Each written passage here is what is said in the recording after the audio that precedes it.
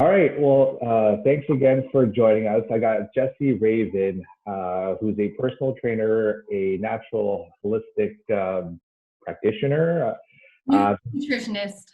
nutritionist, been working with clients for over 20 years and gaining lots of results. So I wanted to have you on today because going through the time, a lot of people are stuck at home and they don't got their normal day-to-day workouts and activities. You know, I'm getting some of that quarantine weight. What are some of the things, you know, that people should think about in terms of the foods they're eating? Because, you know, you can only Netflix and snack and all day, you know, we're not helping our bodies get to where we want it to be. So what are some of the tips that you give to your clients through this time? Well, there's a couple of tips, but most importantly is vegetables. I know a lot of people do not like vegetables, but vegetables aid in digestion. They boost your metabolism naturally. And most importantly, they help with bowel function. Because if you're not, I always say this to my clients, if you're not pooing, you're not losing. But really more specifically is cruciferous vegetables. Cruciferous vegetables like your broccoli, your celery, we have cauliflower, then we have parsley. These ones specifically aid in digestion, but also detoxification. And a lot of people age or have aging on the face or varicose veins or anything like that. And that actually helps with detoxification. So cruciferous vegetables, having that in one of your meals a day would definitely benefit with detoxification as well as boosting your metabolism. Plus also too, if it's vegetables, it takes more energy to break down. So therefore you're boosting your metabolism. To decrease our stress, maybe we have kids at home and we're trying to homeschool, then lemon juice in your water really helps with stress. Now, why does that help? A lot of us, we deal with stress differently. And so the lemon juice actually helps with our adrenal glands. So when we're stressed out, it's a fight or flight, or we have happy endorphins. So when we do the lemon juice, it helps actually decrease the stress, benefiting your liver for detoxification purposes, as well as your adrenal glands for when you're stressed out. For the cravings, because I know a lot of people are eating junk food, and I myself have been caught into it. And the thing is just trying to really increase your good fats. So we're looking at almonds, walnuts, avocados. Those ones are going to be more sustainable for you to actually help you not crave. And in fact, whenever someone does have a craving, we actually we eat, say, a tablespoon of all natural peanut butter, not Skippy peanut butter or something like that, to actually curb your cravings. We want to train your body to use fat for fuel.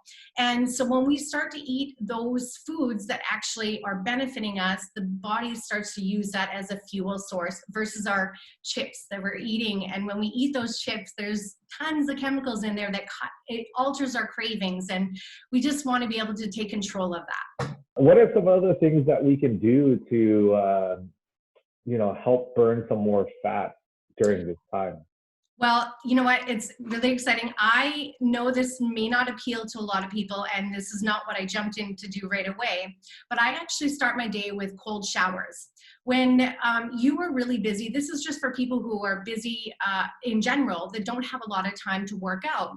So you can jump into a shower. The goal is to try and have 3 minutes. Now, it's not going to be for everybody, and we have to gradually work ourselves through this. So what I recommend is jumping in the shower, and if you want to time yourself for like 3 minutes or 6 minutes, you can do that. But start it with 20 seconds of hot and then 20 seconds of cold. Back and forth, do that about 6 times for each. And what we're trying to do is actually train our body to cool down, right? So we're burning more calories when we're cold. Not that we want to be ice cold all the time, but what we're doing is we're tricking the body to start to use fat for fuel. And if you do find that you're a little bit chillier throughout the day, that's a good sign that you're burning fat. If you're not up to that, although I definitely recommend it as a staple, and I did a before and after test, and I only did 2 weeks, it was completely I couldn't believe it. There was a big difference. I did lose quite a bit of inches. And in fact, my boyfriend, he did it too. And it was huge. So I would definitely recommend that if you don't like working out, have cold showers. Now, if you do not want to have a cold shower and you want to just kind of ease yourself into it, I recommend a thermos that keeps your water ice cold. Now, there's theories where you should be drinking a little bit warmer water. And that's correct as well. But when we drink cold water, again, your body is trying to, we use calories where is towards heating your body, right? So if we're cold, the body's trying to heat itself. Therefore, we're burning more calories and boosting our metabolism at the same time. I don't know if it's just my parents or, they love drinking hot water and they say drinking cold water is bad for you. Is that not true anymore? You know what? There's been research saying, yes, you want to drink warm water or hot water. But also too, at the same time, we have different goals. So when we're drinking warmer water, it really just comforts us. And actually, if you take it to a different level, we actually should be drinking warm and cold and our food at different seasons because our body actually works at different seasons. So yes, but if your goal is weight loss, then I recommend cold water. But if your goal is, aiding in digestion and stuff, then I recommend warmer water with some lemon juice in it. That's going to really help. But obviously, you also have to consider if you have digestive issues, you don't want to be drinking water with your meals because that can contradict the digestion process. So if you do, you want to make sure it's about 30 minutes after. Myself personally, I don't have digestive issues, so I drink my water with it, but I don't drink tons of it. So is there anything else that you do at home other than the cold shower to kind of help you burn some more fat without even thinking about it? Yes, actually, so if you look at HIIT training, okay, HIIT training is 30-second or 20-second intervals, 10 seconds off, and you do that for about 4 minutes. So anytime that you bust out and do a jumping jack for 30 seconds, take a quick break, say 2 minutes of your day, 3 times throughout the day, you're tapping in a different fuel source versus you running a marathon. Your body taps into a different fuel source. So when we do high intense, 50 jumping jacks, we're really boosting our metabolism and training our body to actually burn fat for fuel. If we start to do this like 3 times a day, 2 minutes a day. My workouts are 8 minutes a day. I'm pretty busy. I don't have a lot of time. My workouts have always been 8 to 15 minutes. That is about it for the last 8 years of my life. And, I'm pretty fit and I'm pretty lean, but I'm strategic with my workouts. So that's what I do when I don't have a chance to actually work out. Another way that you can do this is if you wake up in the morning and do a fasted walk. So waking up, walking the dog with a good pace, but without eating and just training your body to use fat for fuel. That's really a good idea as well. And then one other one, I guess if we're sitting at home all day, working on the computer, we're always hunched over. And when we hunch over, we actually have trouble breathing. And when we have trouble breathing, we're not bringing in oxygen into our body.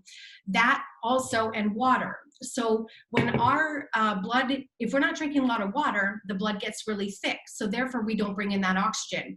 So drinking at least 3 liters of water a day really helps. That's a goal. 2 is good enough, but 3 is the best, okay?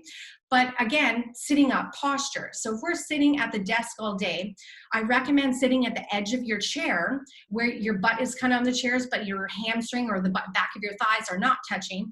And then you're at a 90-degree position, so your joints in line. So your ankles are in line with your knees are in line with your hips. What that does is actually forces your body to engage properly because we want to have purpose when we do things, especially when we do the workouts. So if we're caved over, all we're doing is stretching our lower back muscles and making our front tummy muscles weak. When we train our body as a core, that's front and back. So sitting up nice and tall and typing on the computer or writing is actually going to boost your metabolism as well because we're activating the whole body, but then also too, we're improving our core. Now, I might add though, at first you might find that you get an achy back. Just get up, walk around. Your body's just not used to it, and we need to train those muscles. And when I say training the muscles, we train the core, front and back, not just the front muscles. Everybody trains abs, and that doesn't really do a lot for a lot of people unless you're training the back of your body as well. So from there, you focus on proper breathing, because we're opening up the lungs, we're pulling in more oxygen, and we're engaging our core and really seeing a lot more benefits that way. How can we keep in mind to like always sit up? You know what's really the best though is actually having triggers. So we have daily triggers and social triggers. So daily triggers is like going, sitting on the toilet, driving in our car, walking through a door, right? And then our social triggers is, what would it be, like way back in the day, Kit Kat, they had a Kit Kat song. So every time that song came on, you would think of a Kit Kat bar, or the Snickers, I'm hungry, right? Certain things like that, social triggers. So you need daily triggers to remind you, what do you want to improve on? And if you're walking through a door every single time, something, it has to be regular. If you're sitting on the toilet, posture, focusing on that posture every single time. So if you're sitting at your desk, have a little, trinket or something that you look at every single day as a physical reminder. Oh, okay, I need to sit up tall.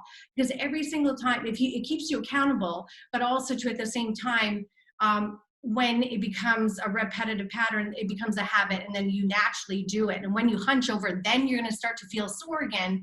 And oh, wait a second, I need to, do that. That's a lot of good information there for us to get started to kind of just do the basics, right? Back to the basics of interesting way to shower, to increase our metabolism, the early morning walks without having breakfast yet, posture, and eating vegetables and almonds and a big bag of chips, right? Yeah. Well, I got to be real too, but I think that's the thing is you have to be real. We can't live on a diet all the time. We have to be able to live life. Absolutely. It's all about balance. And so thank you so much for sharing some of that insight with us. Yeah, no problem. Thank you. We'll talk soon, okay? Okay, bye. Yeah.